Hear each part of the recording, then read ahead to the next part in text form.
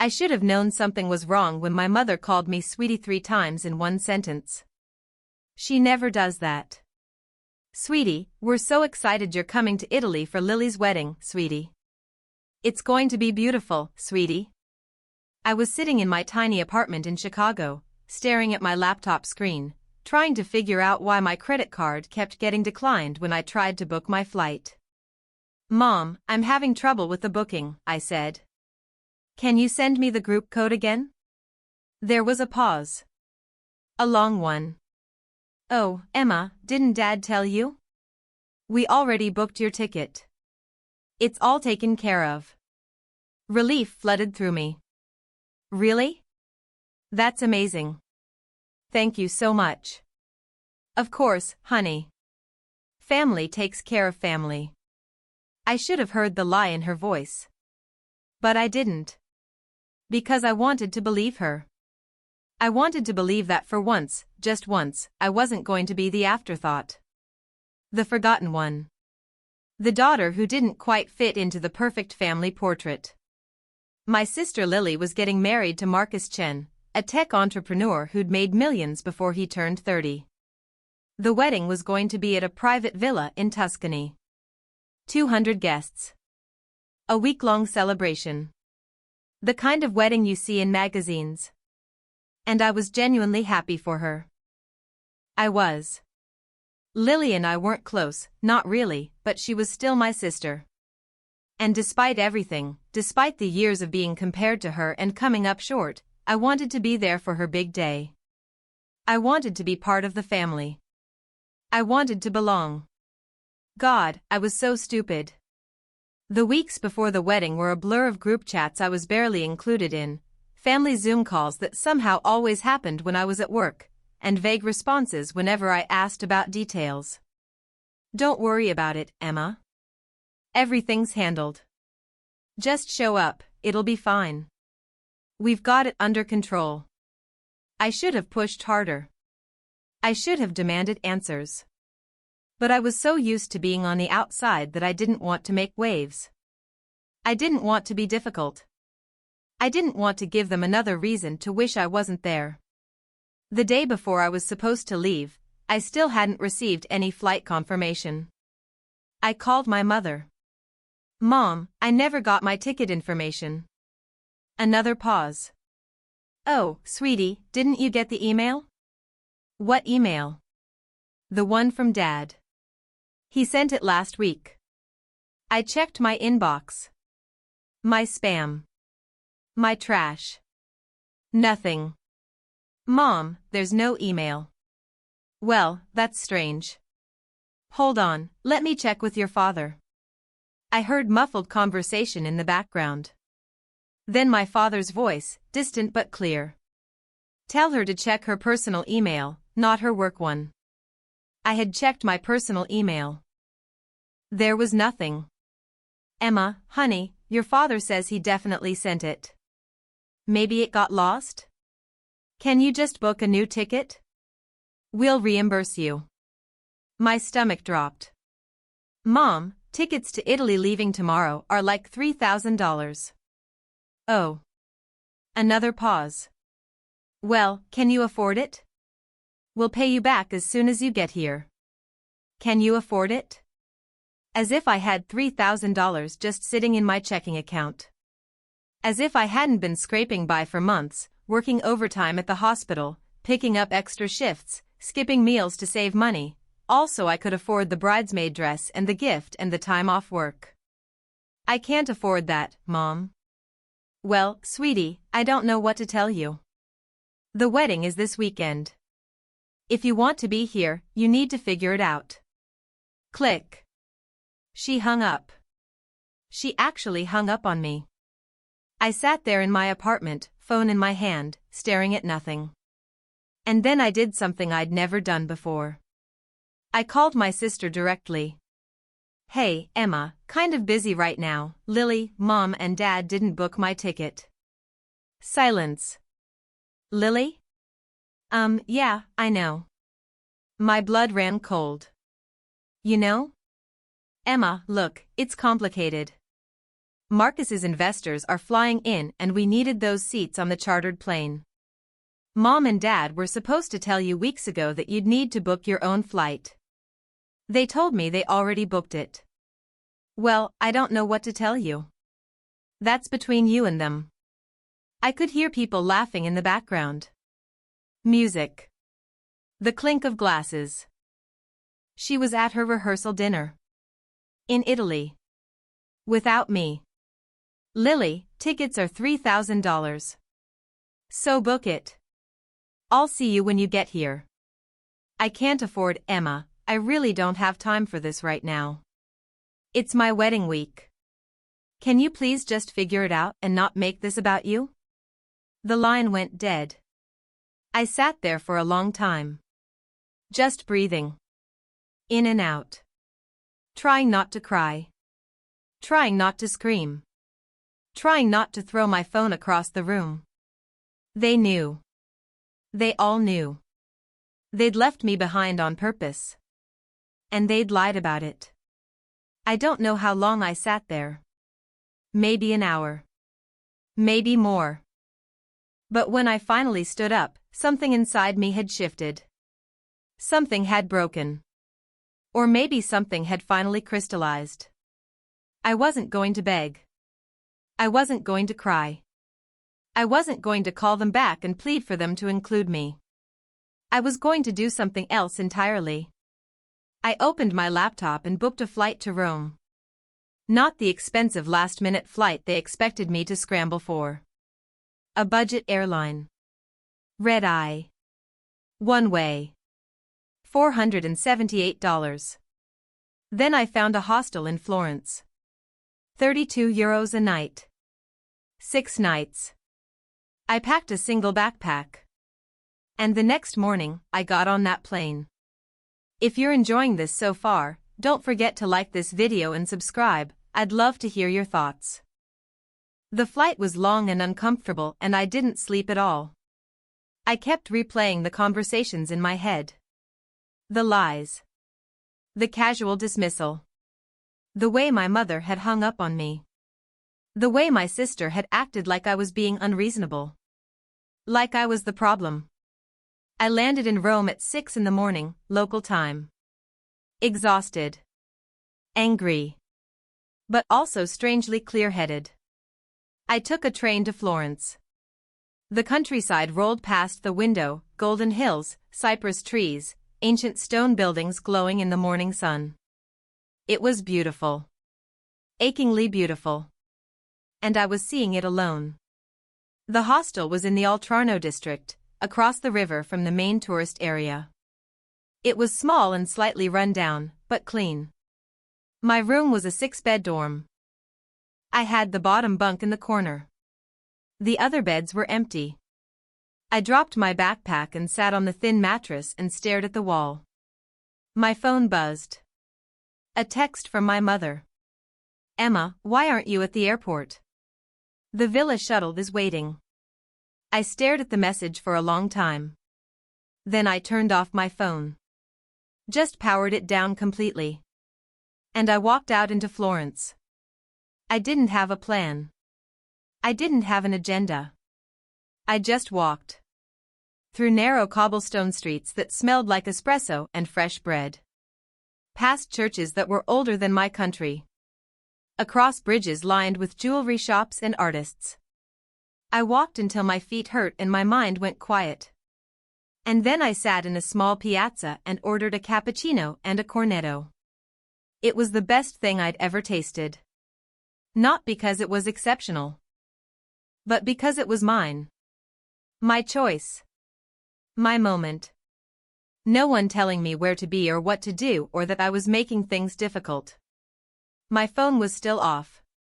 I imagined the messages piling up. The calls. The voicemails. The anger. The concern, if you could call it that. I imagined my mother telling everyone that I'd flaked. That I was being dramatic. That I was jealous of Lily. I imagined them all agreeing. Nodding. Shaking their heads at poor, difficult Emma. Always making things about herself. And you know what? I didn't care. For the first time in my entire life, I genuinely did not care what they thought. I spent 3 days in Florence. I visited the Uffizi Gallery and stood in front of Botticelli's Birth of Venus for so long that a guard asked if I was okay. I climbed to the top of the Duomo and looked out over the terracotta roofs and felt something in my chest expand. I ate gelato for dinner and drank wine in tiny bars where no one knew my name. I talked to other travelers in the hostel, a girl from Australia who was teaching English in Prague, a couple from Canada who were cycling through Europe, a guy from Japan who was a professional photographer. They asked where I was from and what I did and whether I was traveling alone. And when I said yes, I'm traveling alone, they smiled and said that was brave. Brave. No one in my family had ever called me brave. On the 4th day, I turned my phone back on. It exploded with notifications. 73 missed calls. 142 text messages. 17 voicemails. I didn't listen to them. I didn't read them. I scrolled through just enough to get the general tone. At first, where are you? Are you okay? Call us. Then, Emma, this is ridiculous. The wedding is tomorrow. Get here now. Then, you're being incredibly selfish. How dare you ruin Lily's day? Then, fine. Don't come. We don't need you here anyway. I took a screenshot of that last message. From my mother. We don't need you here anyway. I saved it. Then I turned my phone off again. The wedding day came and went. I spent it hiking in the hills outside Fiesole. It was hot and dusty and my cheap sneakers weren't really made for hiking, but I didn't care. I found a small trattoria at the top of a hill and sat outside and ate pasta with wild boar ragu and drank red wine and watched the sun set over Florence. It was one of the best days of my life. And my sister's wedding was happening 150 kilometers away. Without me. After a week, I left Florence. But I didn't go home. I went to Cinque Terre instead. Those 5 tiny villages perched on cliffs above the Mediterranean. I stayed in a room above a family-run restaurant in Vernazza. The window overlooked the harbor. At night, I could hear the waves. I swam in the sea every morning. The water was cold and so clear you could see the rocks on the bottom. I hiked the trails between villages. I ate focaccia and pesto and fresh anchovies. I learned a few words of Italian from the grandmother who ran the restaurant. Grazie. Prego. Bella. She called me Bella. Beautiful. I started to believe her. From Cinque Terre, I went to Rome. Then Naples. Then the Amalfi Coast. I moved slowly. Stayed in cheap places. Ate at local spots. Avoided tourist traps. I stretched my savings as far as they would go. And when my savings ran out, I started working. First at a hostel in Positano, cleaning rooms in exchange for accommodation. Then at a beach bar in Sorrento, serving drinks to tourists. My Italian got better. My skin got darker. My hair grew longer. I stopped checking my phone obsessively. I stopped worrying about what people thought. I stopped trying to fit into a space that had never been meant for me. At some point, I don't remember exactly when, I realized I wasn't going back. Not to Chicago. Not to my apartment. Not to my job at the hospital. Not to my family. I was done. I sent one email to my landlord, breaking my lease and forfeiting my deposit. Another to my employer, resigning effective immediately. And one to my parents. Short. Simple. I'm safe. I'm not coming back. Don't contact me. I didn't wait for a reply. I spent that winter in Sicily. Working at a small hotel in Taormina. The owner was a woman named Juliana, in her 60s, sharp-eyed and warm. She asked very few questions. She paid me under the table. She taught me how to make pasta from scratch and how to tell when olive oil was good just by the smell. She had a son who'd moved to America years ago and never called. I think that's why she took me in. We understood each other's loneliness. Spring came. I moved north again. Bologna. Verona. Lake Como. I worked in restaurants, cleaned vacation rentals, gave English lessons to businessmen. I lived cheap. I lived light. I sent no postcards. I posted nothing on social media. I disappeared. Completely. And it felt like breathing for the first time. Months passed. Summer came again. I was in a small town in Umbria when I met Daniel. He was American, from Oregon, traveling through Europe after finishing his PhD in environmental science. We met at a wine festival. Started talking. Kept talking. He was easy to be with. He didn't pry. He didn't judge. He just listened. We spent 2 weeks traveling together. Perugia. Assisi. Orvieto. He kissed me on a hillside overlooking a valley filled with sunflowers. It was gentle. Unhurried. It felt like a question, not a demand. I kissed him back.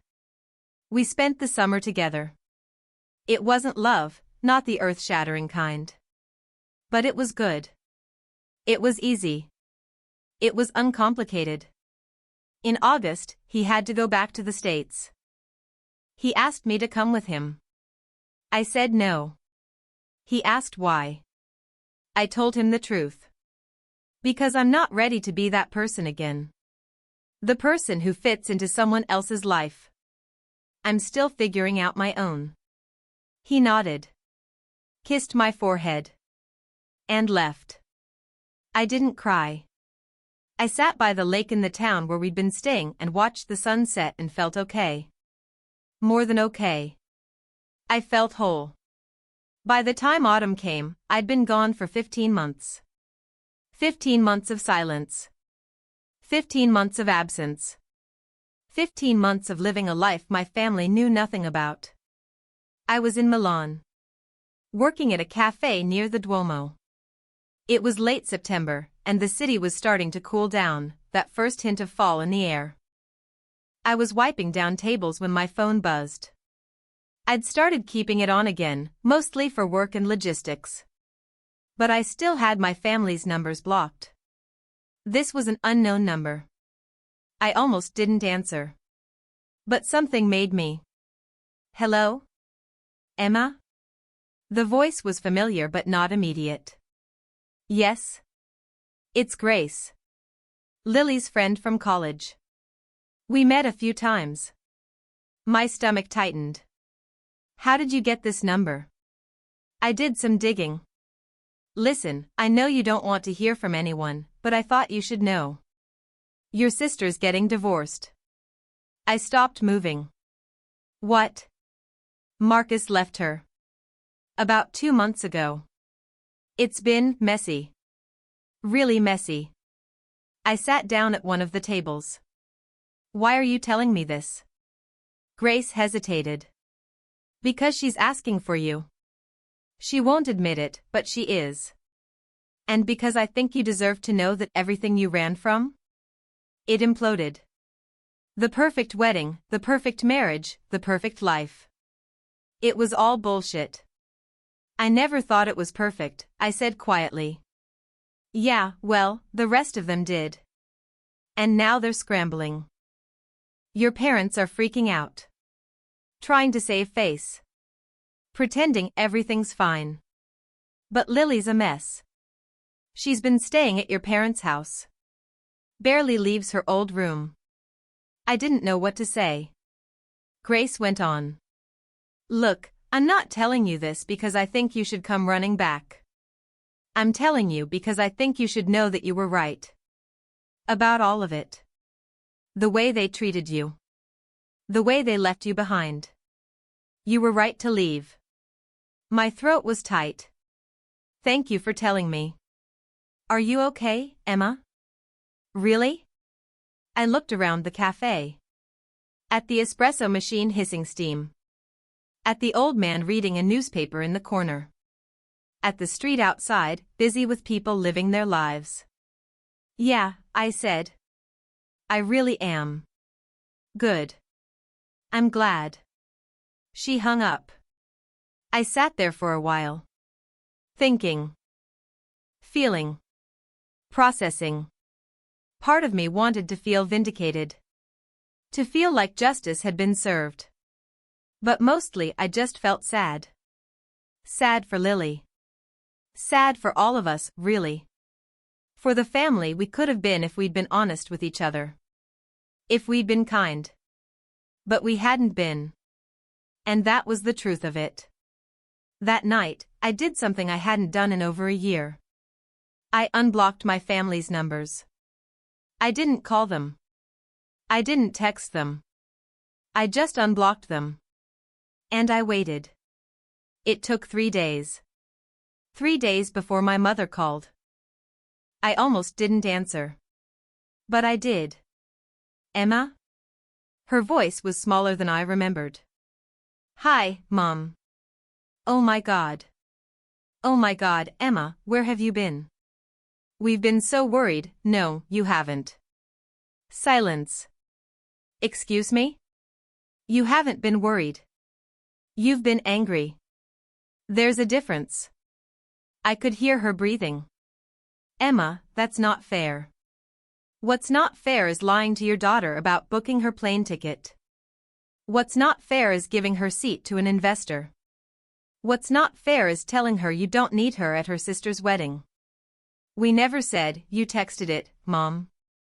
I have the screenshot. More silence. Then, where are you? Italy. Still? Yes. For 15 months? Yes. Doing what? Living. She didn't know what to say to that. Emma, your sister needs you. She's going through a very difficult time and what? You thought you'd call me up and I'd come running back to fix it? She's your sister. She's the sister who told me not to make her wedding about me when I couldn't afford a $3,000 plane ticket. She's the sister who never once called to see if I was alive. Neither did you. Neither did Dad. For 15 months. Not once. We didn't know how to reach you, you didn't try. The truth of it hung between us. She started crying. Soft, hiccuping sobs. Emma, please. We made mistakes. We know that. But we're still family. That has to count for something. It does, I said quietly. It counts for exactly as much as you made it count. Which is why I'm here and you're there. So that's it? You're just going to abandon us? I almost laughed. You're asking me about abandonment? Really? Emma, tell Lily I'm sorry her marriage didn't work out. I genuinely am. But I can't be the person who comes back and fixes everything. I can't be the person who pretends the last 15 months didn't happen. I can't be the person who makes myself small so everyone else can feel comfortable. What are you saying? I'm saying I'm staying here. I'm saying I've built a life that's mine.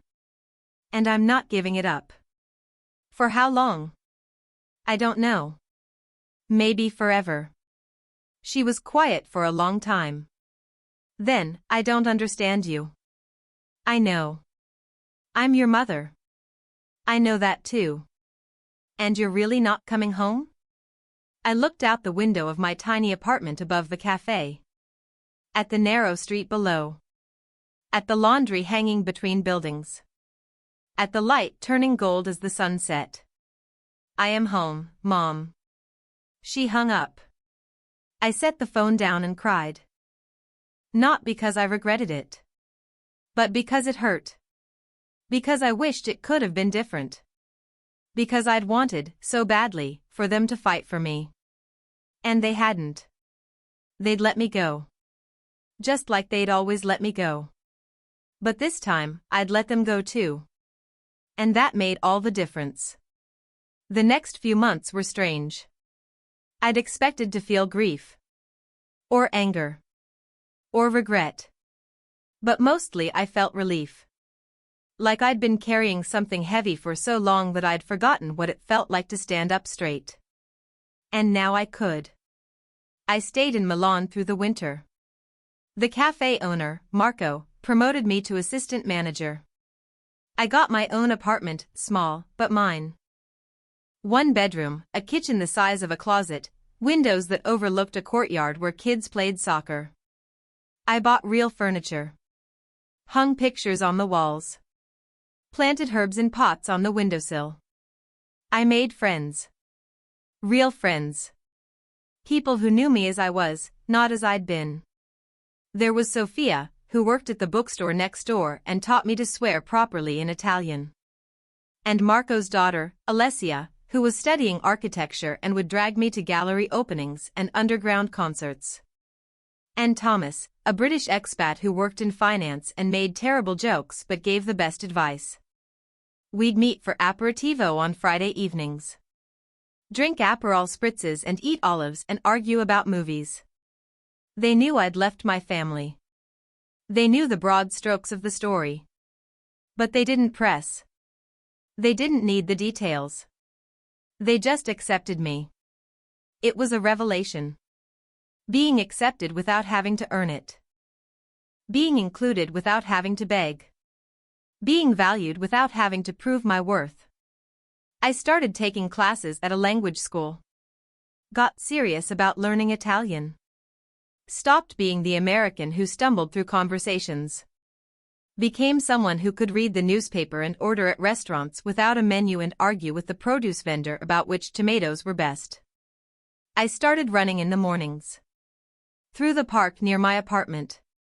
Past the castle and the fountain and the old men playing chess. I got stronger. Physically. Emotionally. I started sleeping through the night. No more nightmares about being left behind. No more anxiety about not being enough. I started to like the person I was becoming. Confident. Independent. Unafraid. Spring came again. My second spring in Italy. I was at the cafe one morning when an older woman came in. American, by her accent. She ordered a cappuccino and a cornetto and asked if she could sit at my table. The cafe was busy, so I said yes. We started talking. Her name was Barbara. She was 72. Traveling alone through Europe. Her husband had died 2 years earlier. Her kids had wanted her to stay home, to move in with one of them, to be safe. But she'd sold her house and bought a one-way ticket instead. Life's too short to live it for other people, she said, tearing off a piece of cornetto. Even people you love. I told her my story. Not all of it. But enough. She listened without interrupting. When I finished, she reached across the table and patted my hand. You did the right thing. Sometimes I wonder. Don't. You saved yourself. That's not selfish. That's survival. We talked for 2 hours. When she left, she hugged me. Keep going, she whispered. You're doing beautifully. I watched her walk away down the cobblestone street. And I thought, I want to be her when I'm 72. I want to be brave enough to choose myself. Every single day. Summer came. Hot and bright and busy. The cafe was packed with tourists. I worked long hours but didn't mind. I was saving money. Had a plan. In the fall, I was going to enroll in a cooking course. A professional one. I'd discovered I loved working with food. Loved the precision and creativity of it. The way you could take simple ingredients and make something beautiful. I wanted to do that for real. Maybe open my own place someday. A small restaurant. Nothing fancy. Just good food, made with care. It was a dream. A real one. Mine. Late one night in July, I was closing up the cafe when my phone rang. Unknown number. I almost ignored it. But something made me answer. Hello? Emma? My father's voice. I hadn't heard it in nearly 2 years. Dad. I wasn't sure you'd answer. I almost didn't. He was quiet for a moment. Then, I owe you an apology. I didn't say anything. I've been thinking a lot about what happened. About the wedding. About the way we handled things. About the way I handled things. And I was wrong. We were wrong. I leaned against the counter. Okay. Your mother and I, we got caught up in Lily's life. In making everything perfect for her. And we forgot about you. Not forgot, that's not the right word. We pushed you aside. We prioritized the wrong things. And I'm sorry. His voice cracked. I'm so sorry, Emma. I felt tears prick my eyes. Why are you calling now? Because I miss you. Because your mother misses you. Because Lily misses you, even though she won't say it. Because we were a family once, and I don't know how we got so broken, but I want to fix it. You can't fix it, Dad. Not by apologizing. Not by calling me up and expecting me to come back and pretend nothing happened. I know. Do you? I'm learning. I closed my eyes. I don't know if I can forgive you. Any of you. Not yet. I'm not asking you to. I'm just asking you to consider the possibility. Someday. When you're ready. And if I'm never ready? He was quiet for a long time. Then I'll have to live with that. But I wanted you to know that I love you. I always have. I just did a terrible job of showing it. A tear ran down my cheek. I love you too, Dad. Can I call you again? Yeah. You can call. Okay. Thank you. He hung up. I stood in the empty cafe and cried. Not from sadness. Not from anger. Just from the release of it. The years of holding it all in. Of pretending I was fine. Of carrying the weight of being unwanted. I cried until I was empty. And then I locked up and walked home through the warm summer night. My father called again 2 weeks later. And then again. We talked. Short conversations at first. Careful. Tentative. But real. He told me about work. About the garden. About the neighbor's cat that kept sneaking into their garage. I told him about the cafe. About my cooking class plans. About the friends I'd made. We didn't talk about the wedding. We didn't talk about Lily. Not yet. But it was a start. My mother called in August. Emma, it's Mom. Don't hang up. I'm not going to hang up. Oh. Okay. Good. She sounded nervous. I don't really know what to say. That's okay. I've been practicing this conversation in my head for weeks. But now that I'm actually talking to you, everything I planned sounds stupid. You don't have to have a speech, Mom.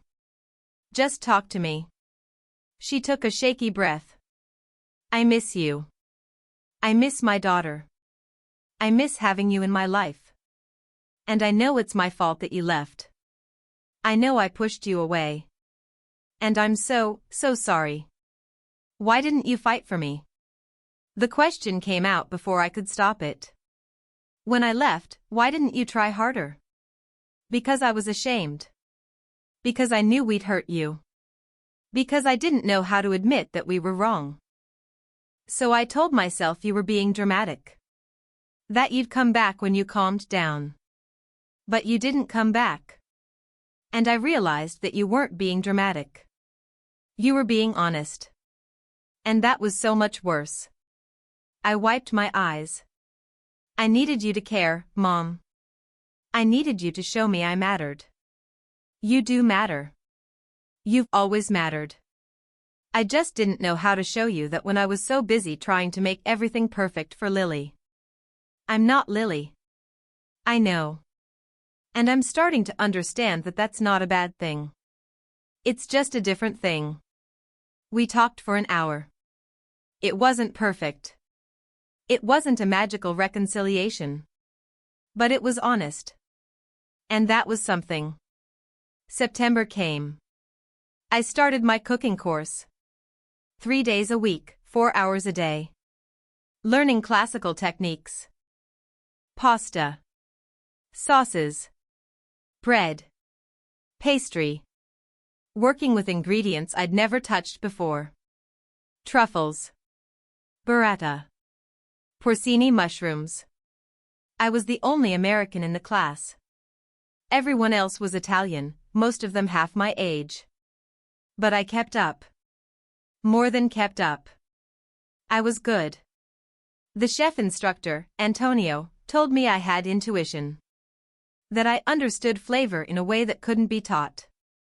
It was the best compliment I'd ever received. One evening in October, I was walking home from class when my phone buzzed. A text from a number I didn't recognize. But I knew who it was before I opened it. Hi, Emma. It's Lily. Grace gave me your number. I know you probably don't want to hear from me. But I wanted to say I'm sorry.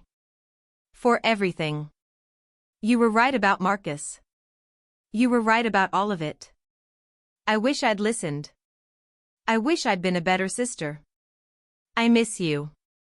I stared at the message for a long time. Part of me wanted to ignore it. To delete it and move on. But another part of me remembered the sister I'd grown up with. Before the competition. Before the comparisons. Before everything got so complicated. I remembered the sister who'd taught me how to braid my hair. Who'd snuck me ice cream when I was upset. Who'd told me I was brave when I was scared to start high school. That sister was still in there somewhere. Maybe. I typed back. I'm sorry about Marcus. That must be really hard. I miss you too. It wasn't forgiveness. Not yet. But it was a door left open. Lily and I started texting. Not often. Once a week, maybe. Small things. She told me about therapy. About learning to be alone. About realizing how much of herself she'd lost trying to be perfect. I told her about Italy. About cooking. About the life I'd built. We didn't talk about the wedding. Not directly. But it was there, between every message. The ghost of it. In November, she sent me a photo. Her and me, from when we were kids. Maybe 8 and 6. Sitting on the front steps of our old house. Arms around each other. Smiling. Do you remember this? She wrote. Yeah. Dad made us sit there for an hour trying to get the perfect photo. You kept making me laugh. You kept making faces at the camera. We were happy then. We were. Can we be happy again? I looked at the photo for a long time. 2 little girls who had no idea how complicated life would get. Who just loved each other because they were sisters. I think so, I typed back. But it'll be different. Different is okay. Yeah. It is. Winter came. My second winter in Italy. I was different now. Stronger. Clearer. I knew who I was. Knew what I wanted. Knew what I wouldn't accept.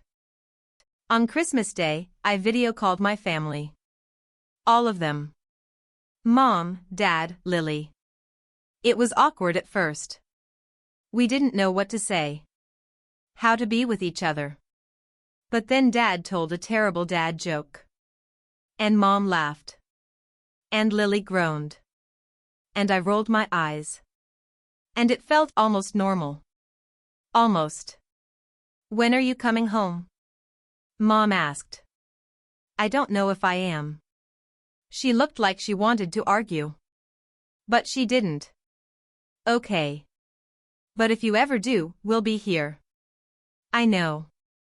After we hung up, I sat in my apartment and looked out at the city. At the lights glowing in windows. At the people walking through the streets. At the life I'd made. I thought about home. About what that word meant. And I realized it wasn't a place. It wasn't the house I grew up in. It wasn't Chicago. It wasn't even Italy, necessarily. Home was the feeling of being at peace. Of being myself. Of not having to shrink or perform or apologize for existing. And I'd found that. Here. In this tiny apartment above a cafe. In this city that had welcomed me when I had nothing. In this life I'd built from scratch. That was home. I spent New Year's Eve with my friends. Sophia, Alessia, Thomas, and a few others. We went to a party on a rooftop. Drank Prosecco and ate panettone and watched fireworks explode over the Duomo. At midnight, they all hugged me. And Sophia said, "To new beginnings." To new beginnings, I repeated. But in my head, I was thinking, to choosing yourself.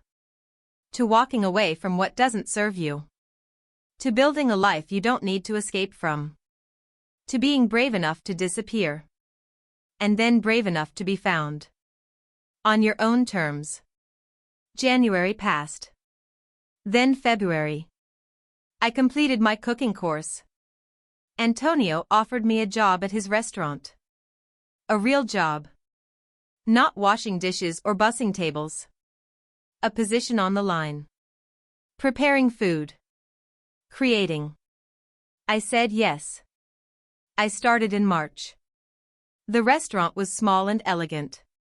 Michelin-starred. The kind of place I'd never dreamed I'd work. The hours were brutal. 14-hour days. My feet ached. My hands were covered in burns and cuts. But I loved it. Loved the intensity. Loved the focus. Loved the way everything else fell away when I was cooking. In April, my parents came to visit. I'd invited them. Tentatively. Wasn't sure they'd come. But they did. They stayed in a hotel near my apartment. I took them to the restaurant where I worked. They sat at a table in the corner. And I cooked for them. Every course. From the amuse-bouche to the dessert. I poured everything into that meal. Every hurt. Every hope. Every moment of the last 2 years. When they finished, my mother was crying. "Emma, that was extraordinary." My father just nodded. Speechless. After the restaurant closed, we walked through the city.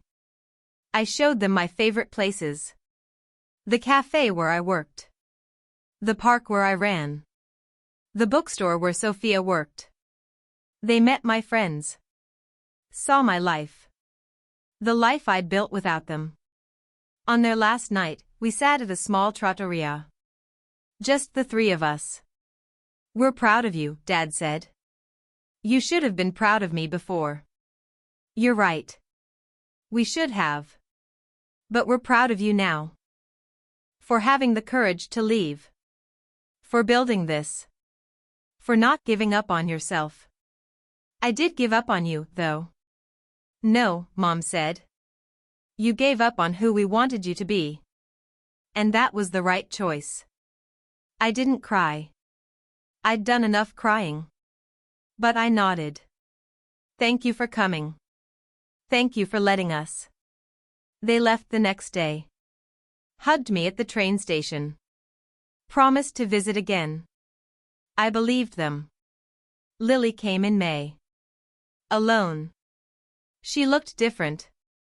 Thinner. Quieter. Less polished. More real. We met at my apartment. She looked around. At the small space I'd made my own. It's so you, she said. Is that a compliment? Yeah. It is. We walked to a cafe. Sat outside in the sun. Ordered espresso and pastries. Didn't say anything for a while. Finally, she spoke. I'm sorry, Emma. Really sorry. For the wedding. For everything before that. For making you feel like you didn't matter. Why did you? Because it was easier than dealing with my own shit. Because you were different and that scared me.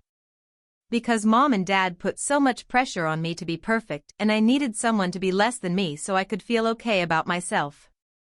She looked down at her coffee. That's a terrible reason. Yeah. It is. I'm sorry. I reached across the table. Took her hand. I forgive you. She looked up, surprised. Really? Really? But things can't go back to the way they were. I don't want them to. The way they were was toxic. So what do? We start over. As the people we are now. Not the people we were. She nodded. I'd like that. We spent the week together. I showed her around. Introduced her to my friends. Took her to the restaurant. She sat at the bar and watched me work. And afterwards, she said, "You're really happy here." I am. I'm glad. On her last night, we sat by the Navigli. The canals lit up with lights from the restaurants and bars. People everywhere, laughing, drinking, living. Do you ever regret leaving? She asked. No. Not even a little? Not even a little. She was quiet for a moment. I think I need to do something like this. Not Italy, necessarily. But something. Something that's mine. You should. Mom and Dad would freak out. Let them. She laughed. A real laugh. The kind I hadn't heard in years. When did you get so wise? When I stopped caring what everyone else thought. She left the next day. But something had shifted. We texted more often after that. Real conversations. She told me she was thinking about going back to school. That she'd always wanted to study art history but had chosen business because it was practical. I told her life was too short for practical. She said I was right. By summer, she'd enrolled. Moved to Boston. Started over. We talked on the phone every week. She sounded different. Lighter. More herself. You inspired me, she said one day.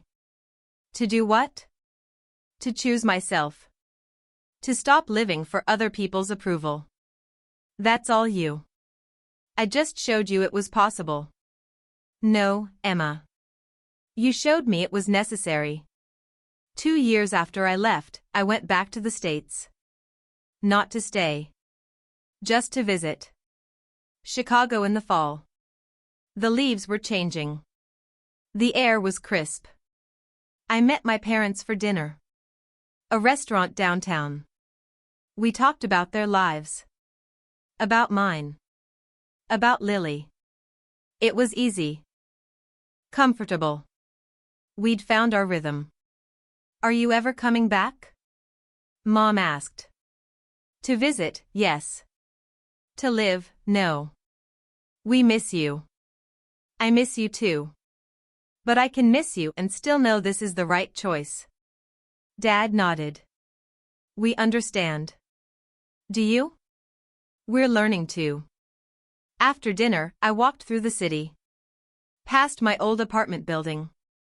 Past the hospital where I used to work. Past the coffee shop where I used to sit on my days off. It all felt foreign. Like a life someone else had lived. I flew back to Milan 3 days later. And when the plane landed, I felt it. That sense of coming home. Not because of the place. but because of who I was there. Now it's been 3 years. 3 years since I booked that one-way ticket. 3 years since I disappeared. I'm still in Italy. Still working at the restaurant. Antonio made me sous chef last month. I'm looking at spaces to open my own place. Something small. A neighborhood spot. Good food, good wine, good people. It's happening. My dream is actually happening.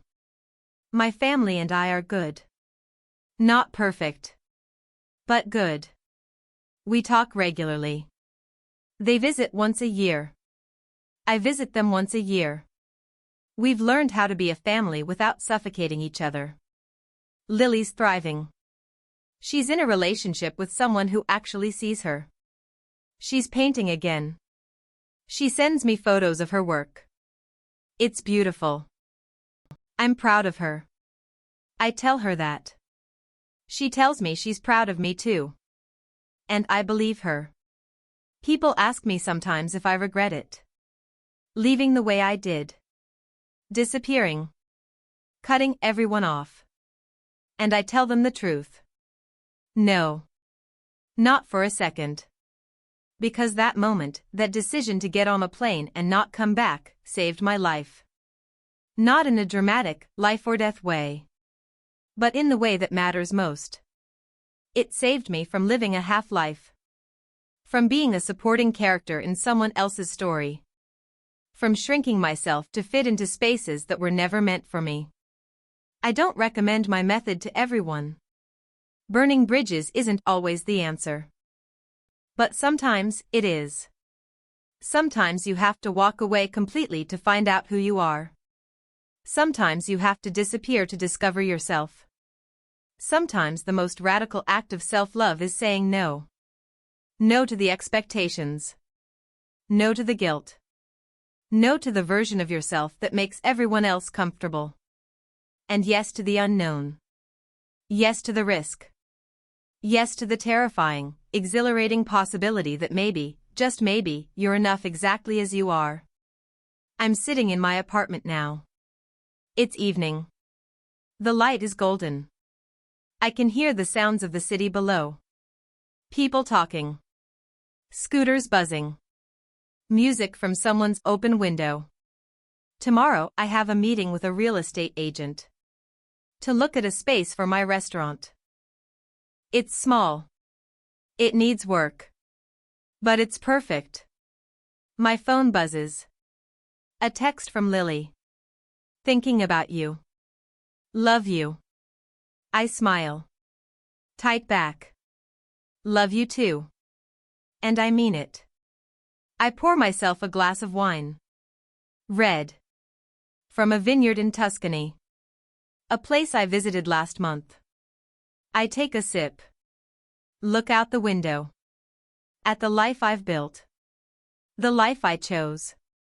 And I think about that girl who got on a plane 3 years ago. Angry. Hurt. Lost. And I wish I could tell her, it's going to be okay. Better than okay. You're going to find yourself. You're going to find your people. You're going to find your place. And it's going to be more beautiful than anything you imagined. Because you chose it. Because you were brave enough to leave. And brave enough to start over. Because you didn't let their version of you become the truth. You wrote your own truth. And it's a damn good story. I finish my wine. Close my eyes. And breathe. This is my life. My choice. My home. And I wouldn't change a single thing.